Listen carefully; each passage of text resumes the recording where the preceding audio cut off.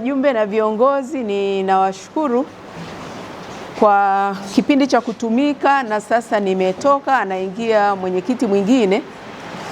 Natamani nimkabidhi nyenzo ambazo ni za kuliendesha shirikisho. Nilijitahidi kipindi changu kuwa na miongozo ambayo tulitengeneza. Moja ni sports policy, sera ya michezo ya SHIMUTA, ambayo sera hii tunatamani iende sasa kwa taasisi, ili na wenyewe kila taasisi hakikisha wanakuwa na sera ya michezo mahala pa kazi.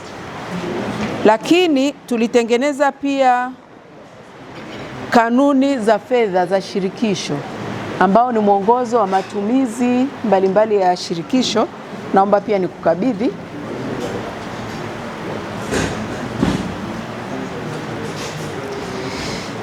Lakini kuna katiba ya shirikisho ambayo ni kitu ambacho kimekuwa na mapungufu, tunaambiwa, na sasa nafikiri ni wakati sahihi wa kufanya marekebisho. Naomba pia nikukabidhi.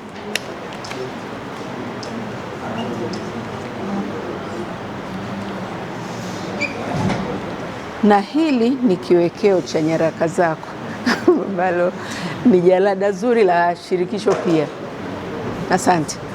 Nakutakia kila laheri sana kwenye utendaji wako. Amina.